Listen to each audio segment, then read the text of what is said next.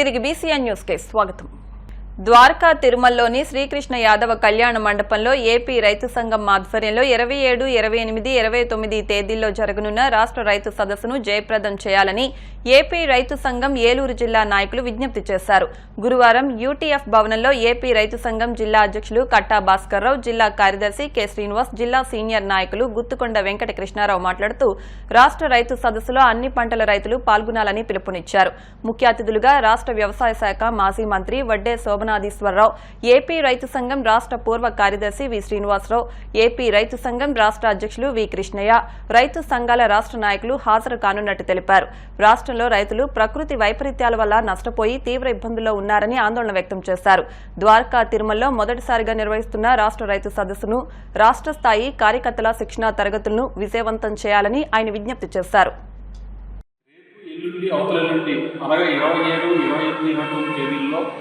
ద్వారకా తిరుమలలో ఆంధ్రప్రదేశ్ రైతు సంఘం రాష్ట్ర స్థాయి కార్యకర్తల శిక్షణా తరగతులు నిర్వహిస్తూ ఉన్నాం. అలాగే రేపు ఉదయం ప్రారంభ కార్యక్రమాన్ని రాష్ట్ర రైతు సదస్సుగా నిర్వహించడం జరుగుతూ ఉన్నది. ఈ రేపు అంటే 27వ తారీఖు ఉదయం 10 గంటలకి ద్వారకా తిరుమలలోని శ్రీకృష్ణ యాదవ కళ్యాణ మండపంలో రాష్ట్ర రైతు సదస్సు ప్రారంభమవుతూ ఉంది. ఈ రాష్ట్ర రైతు సదస్సుకి రాష్ట్రంలో ఉన్న రైతు సంఘాల నాయకులు, అట్లాగే ముఖ్య అతిథులుగా మాజీ వ్యవసాయ శాఖ మంత్రి వారి వడ్డే శోభనాధీశ్వరరావు గారు, అట్లాగే ఆంధ్రప్రదేశ్ రైతు సంఘం పూర్వ కార్యదర్శి వి శ్రీనివాసరావు గారు, రైతు సంఘం రాష్ట్ర అధ్యక్షుడు వి కృష్ణయ్య గారు, అట్లాగే రైతు సంఘం సీనియర్ నాయకులు వై కేశవరావు గారు, ఇట్లాంటి పెద్దలందరూ కూడా ఈ సదస్సులో పాల్గొంటున్నారు. అంతేకాకుండా ద్వారకా తిరుమల మండలం సంబంధించిన పెద్దలు, ప్రముఖులు కూడా ఈ సదస్సులో పాల్గొంటారు. రాష్ట్ర వ్యాప్తంగా అన్ని జిల్లాల నుంచి కూడా రైతు ప్రతినిధులు రేపు ద్వారకా తిరుమల రానున్నారు. కాబట్టి 3 రోజుల పాటు జరిగే రైతు సంఘం రాష్ట్ర శిక్షణా తరగతులను రేపు జరుగుతున్న ప్రారంభ కార్యక్రమం రాష్ట్ర రైతు సదస్సును విజయవంతం చేస్తుండగా ఆంధ్రప్రదేశ్ రైతు సంఘం తరఫున రైతాంగానికి, ప్రజానీకానికి విజ్ఞప్తి చేస్తా ఉన్నాం. రైతులంతా తాము వేసే పంటను ఆన్లైన్లో నమోదు చేయించుకోవాలని తాడేపల్లిగూడెం ఎమ్మెల్యే బొలిశెట్టి శ్రీనివాస్ సూచించారు. వ్యవసాయ శాఖ ఆధ్వర్యంలో పశ్చిమ గోదావరి జిల్లా తాడేపల్లిగూడెం మండలం అప్పారావుపేట గ్రామంలో నిర్వహించిన పొలంబాడి కార్యక్రమంలో ఎమ్మెల్యే బొలిశెట్టి శ్రీనివాస్ ముఖ్య అతిథిగా పాల్గొన్నారు. ఈ మేరకు ఆయన మాట్లాడుతూ రైతులకు అన్ని అందుబాటులో ఉండేలా కూటమి ప్రభుత్వం కృషి చేస్తోందని అన్నారు. ఈ కార్యక్రమంలో టీడీపీ మండల అధ్యక్షులు పేరుచెల్ల రవికుమార్, టీడీపీ రాష్ట్ర ఆర్గనైజింగ్ సెక్రటరీ గొర్రెల శ్రీధర్, జనసేన నాయకులు పాల్గొన్నారు. రైతు బాగుపడాలి అనే ఆలోచనతో పనిచేస్తున్న ప్రభుత్వం గడిచిన 100 రోజుల్లో ఎన్నో మార్పులు తీసుకొచ్చాం. అంతేకాకుండా మీరు చూశారు, ఇవాళ మనం గత ప్రభుత్వంలో ఎక్కడ కూడా సబ్సిడీలో ఒక ట్రాక్టర్ కానీ, పనిముట్లు కానీ, అదేవిధంగా మనం ట్రాక్టర్లు ఇచ్చాం, వరికోత యంత్రాలు ఇచ్చాం. మరి ఆ రోజుల్లో 2014-19 వరకు. మరి ఈరోజు చూసుకుంటే ఎక్కడా కూడా అలాంటి పరిస్థితి లేకుండా మరి ఈ రోజు వచ్చిన 100 రోజుల్లోనే రైతుని మనం ఏదో రకంగా ఆదుకుంటే, రైతు బాగుంటే రాష్ట్రం బాగుంటుందని ఆలోచన ఉన్నటువంటి ముఖ్యమంత్రి గారు ఆ డిపార్ట్మెంట్ అంతా మీరు ఇక్కడ ఉండడం కాదు, అధికారులందరినీ కూడా రైతు ఏ రకంగా వ్యవసాయం చేస్తూ ఉన్నాడు, ఏ రకంగా అతను లాభసాటిగా ఉండాలి, రైతు వ్యవసాయం అనేది నష్టం అనేది రాకూడదు, ఈ వరదలకి వాటికి ప్రకృతికి విలువలు ఆడిపోతూ ఉన్నాడు, రైతు అప్పుల పాలు అవుతూ ఉన్నాడు అని చెప్పి మరి ఈ క్రాప్ పెట్టడం, ఇన్సూరెన్స్ చేయించడం. మరి అయినా కానీ ప్రకృతి వైపరీత్యానికి ఒక్కొక్కసారి ఇక్కడ ఎరకాలు వచ్చినప్పుడు దాదాపుగా 10,000 ఎకరాలు ఈ ప్రాంతంలో మునిగిపోయింది. మనం ఏదో 5,000, 10,000 ఇచ్చి కళ్ళనీటి చూసాను మాత్రం ఉపయోగం లేదు. సార్ కొంచెం మీకు కూడా మా రిక్వెస్ట్ ఏంటంటే, ఈ ఎరకాల మా కాన్స్టిట్యున్సీ అంతా నెడదోలు ఇటు తాడేపూడి ఉంది సార్, దాని గన్లు పూడ్చడానికి నేను ఆల్రెడీ కలెక్టర్ గారు రిక్వెస్ట్ పెట్టాను. ఈ ఒక్కసారి పూడ్చొద్దాం, ఎందుకంటే ఆ గన్లు పూడిస్తే ఈ వాటర్ ఎలా రాకుండా ఉంటుంది. లేకపోతే మన బుడమీర ఎలా అయితే ఆ 45,000 క్యూసెక్లు వచ్చి విజయవాడ నగరం మునిగిపోయిందో, అదే విధంగా ఈ వాటర్ అంతా వచ్చి పొలాలు ముంచడం కూడా ఊళ్ళు కూడా మునిగిపోయే పరిస్థితి ఉంది. కాబట్టి మరి దయచేసి దానికి మనందరూ కూడా నెక్స్ట్ క్రాప్ వచ్చేటప్పటికి మనం ఇవన్నీ పూడ్చుకోవాల్సిన అవసరం ఉంది. కాబట్టి మరి జేసీ గారు కూడా నేను తెలియజేస్తాను, దాన్ని ఫొటోస్ అన్ని తీయించాను సార్ డిపార్ట్మెంట్ తో, అవన్నీ మీ నోటీస్ లో కూడా పెడతాను. ఇంకా మరి రైతులు ఇవాళ ప్రభుత్వం చేసే ఇది మంచి ప్రభుత్వం, మన దగ్గరకు వచ్చిన ప్రభుత్వం.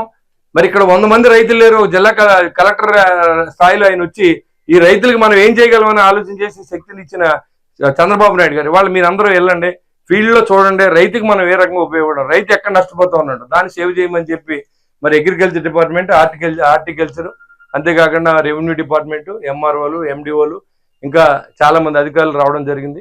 అంతేకాకుండా ఇవాళ ట్రాక్టర్లు ఇచ్చాం, వరికోత యంత్రాలు ఇచ్చాం, డ్రిప్ ఇరిగేషన్ ఇచ్చాం సబ్సిడీలో, మరి కృషి ట్రాక్టర్, చిన్న ట్రాక్టర్లు ఇచ్చాం, అన్ని ఇచ్చాం. ఈ రోజు మనం ఏ లెవెల్లో వచ్చింది గవర్నమెంట్ అంటే డ్రోన్స్ ద్వారా విదేశాల్లో ఉన్నటువంటి పరికరాలు ఏదైతే వాడుతున్నారో దాన్ని ఇండియాలో డెవలప్ చేసి ఇక్కడ ఉన్న దాంతోనే మరి ఆ టెక్నికల్ గా టెక్నాలజీతో వ్యవసాయం చేయాలి అని ఆలోచన చేసి ఒక 8 నిమిషాలు ఒక ఎకరం పొలాన్ని మరి స్ప్రే చేయడం అంటే మాటలు కాదు. ఎందుకంటే దాన్ని చేయాలంటే మరి చాలా ఇబ్బందులు మనకి.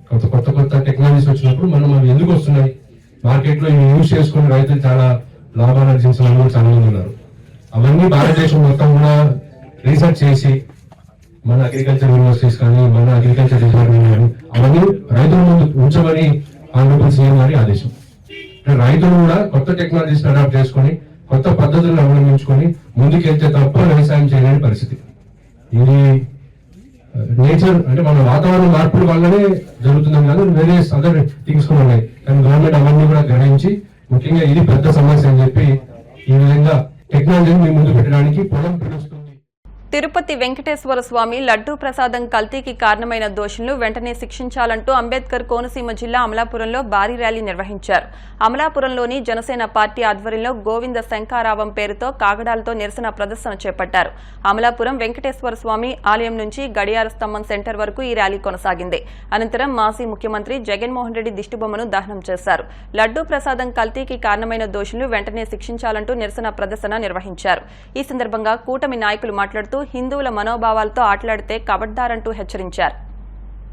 మన హిందువుల ప్రత్యక్ష దైవం కలియుగ భగవంతుడు ఎవరంటే మనందరికీ కళ్ళ ముందు ఆయన దగ్గరికి వెళ్తే మనం సాక్షాత్తు మోకాల మీద మోకరిల్లి ఆయనకి భక్తి శ్రద్ధలతో మనం పూజించే వ్యక్తి మన కలియుగ ప్రత్యక్ష దైవం వెంకటేశ్వర స్వామి. అటువంటి దేవుడికి ఈ రోజు అపవిత్రం చేయాలనేదే ప్రధాన ఎజెండాగా గడిచిన 5 సంవత్సరాల్లో కూడా మన హిందువుల మనోభావాలు దెబ్బతినేలాగా ఇప్పుడు దుర్మార్గపు చర్యలు చేసినటువంటి వైసీపీ ప్రభుత్వం ఏదైతే ఉందో వారు మన ఎంతో పవిత్రంగా చూసే లడ్డూను కూడా అపవిత్రం చేసి మన హిందూ మనోభావాలని కించపరిచే విధంగా వారు చేసిన చేష్టలను జనసేన అధినేత పవన్ కళ్యాణ్ గారు ఎదురుకు వచ్చి ఖండించి వారికి శిక్ష పడే విధంగా చేయాలని చెప్పేసి ఏదైతే నిర్ణయం తీసుకున్నారో దానిలో భాగంగా ఈ రోజు అమలాపురం నియోజకవర్గంలో కోనసీమ నలుమూల నుంచి కూడా పెద్ద ఎత్తున హిందువులందరూ కూడా గడియార స్తంభం దగ్గరికి వెంకటేశ్వర స్వామి గుడి దగ్గర నుంచి గడియార స్తంభం దగ్గరికి పాదయాత్రగా రావడం జరిగింది.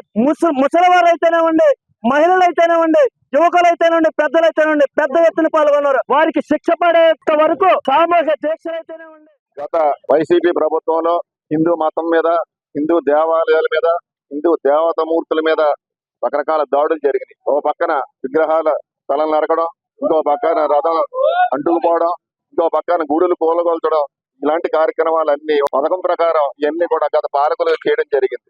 దీని యొక్క ముఖ్య ఉద్దేశం ఈ యొక్క 5 సంవత్సరాలు కాదు, అంతకుముందు రాజశేఖర రెడ్డి గారు ఉన్నప్పుడు కూడా ఇటువంటి ప్రయత్నం జరిగింది. అసలు వెంకటేశ్వర స్వామికి 7 కొండలు అవసరం కాదు, 7 కొండలు వెంకటేశ్వర స్వామికి అక్కర్లేదని చెప్పేసి ఆ కొండలను కూడా తీసేసుకుందామన్న ఒక దుర్బుద్ధితోటి ఆనాడు వైఎస్ రాజశేఖర రెడ్డి ప్రభుత్వం జరిగితే, గతంలో జగన్ ప్రభుత్వం అయితే మరి ఒక పథకం ప్రకారం దేవాలయం అపవిత్రం చేయాలనే ఉద్దేశంతో మన అందరం కూడా ప్రపంచం అంతా కూడా ఒక కలియుగ ప్రత్యక్ష దైవంగా భావించే వెంకటేశ్వర స్వామిని మరి ఆ రోజు ఎంత పవిత్రంగా భావించే ప్రసాదాన్ని కూడా ఈవేళ అపవిత్రం చేయడానికి వాళ్ళు చూశారంటే, జంతువుల నుంచి తీసిన నెయ్యిని కల్తీ చేసి ఇందులో వాడారంటే ప్రసాదంలో మరి హిందువులందరూ ఎంతో పవిత్రంగా భావించే ప్రసాదాన్ని అపవిత్రం చేయడానికి, హిందువుల మనోభావం దెబ్బతీయడానికి, మన యొక్క సనాతన ధర్మాన్ని నాశనం చేయడానికి గత వైసీపీ ప్రభుత్వం పథకం ప్రకారం చేసింది. మరి కలియుగ ప్రత్యక్ష దైవం తిరుపతి తిరుమల వెంకటేశ్వర స్వామి యొక్క లడ్డూని గత ప్రభుత్వ హయాంలో అపవిత్రం జరిగింది. పశువుల యొక్క కొవ్వును ఉపయోగించారని చెప్పి ల్యాబుల్లో రిపోర్టులో వచ్చింది.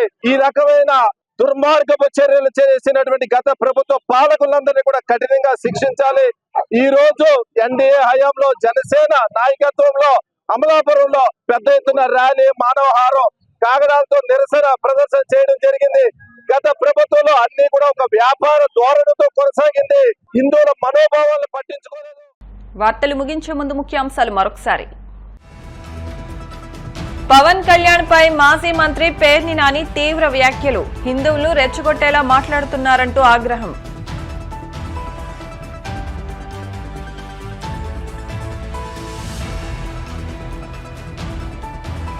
తిరుమల లడ్డూ ప్రసాదం కల్తీపై కాకినాడలో కాగడాల ప్రదర్శన, నిందితులను శిక్షించాలంటూ డిమాండ్.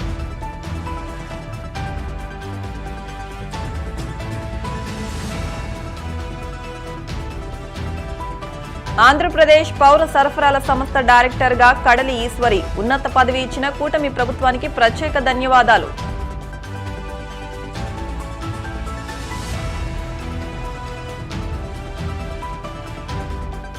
అమలాపురంలో జనసేన పార్టీ నాయకుల భారీ ర్యాలీ. లడ్డూ ప్రసాదం కల్తీకి కారణమైన దోషులకు శిక్ష విధించాలంటూ డిమాండ్. ఈ వార్తలు ఇంతటితో సమాప్తం. మరిన్ని వార్తల కోసం BCN digital YouTube channel, Facebook పేజ్ను ఫాలో అవ్వండి. అప్డేట్ వార్తల కోసం ప్లీజ్ సబ్స్క్రైబ్.